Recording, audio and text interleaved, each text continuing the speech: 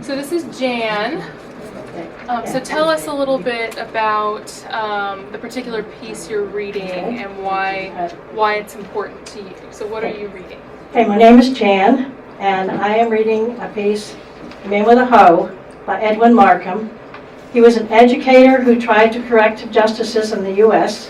when the 1910 United States Census revealed that 2 million children, some as young as 5 years old, worked 12 hours a day in mines, sweatshops, factories, and agriculture. He wrote Children in Bondage, which led to child labor laws and compulsory education. The poem that he wrote is based upon a painting by Smalley called The Man With the Hoe, and it's in your packet if you see it there. It's at the back of the poem. And this is the actual painting that he based the poem upon, and the poem is very apropos to what is happening in the world today.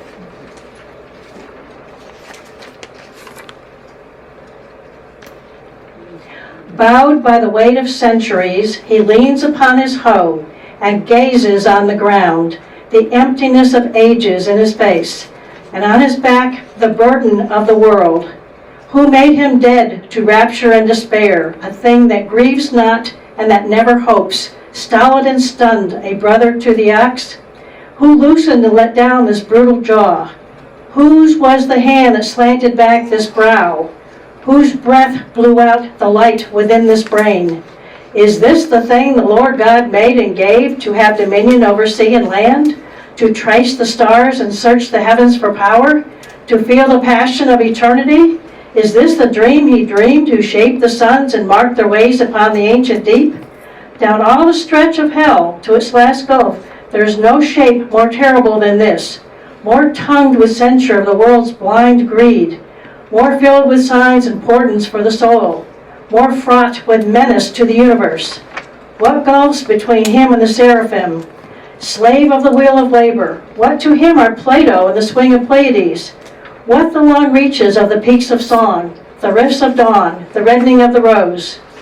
Through this dread shape the suffering ages look. Time's tragedy is in the aching stoop. Through this dread shape humanity betrayed, plundered, profaned, and disinherited, cries protest to the powers that made the world, a protest that is also a prophecy. O masters, lords, and rulers in all lands, is this the handiwork you give to God? This monstrous thing distorted and soul-quenched, how will you ever straighten up this shape, touched again with immortality? Give back the upward looking and the light, rebuild in it the music and the dream, make right the immemorial infamies, perfidious wrongs, and immitigable woes. O masters, lords, and rulers in all lands, how will the future reckon with this man? How answer his brute question in that hour, when whirlwinds of rebellion shake all shores? How will it be with kingdoms and with kings, with those who shape this to the thing he is, when this dumb terror shall rise to judge the world after the silence of the centuries? During World War II, the U.S. accepted very few Jews fleeing Hitler's tyranny. Japanese, Italians, and Germans were put in internment camps. Let us not turn away all Muslims fleeing the terror in their countries. I have very good friends who are Muslims, and they are just all in the U.S. now, and they are assimilated, do not wear the burqa. You do not see them different from any other American children or families.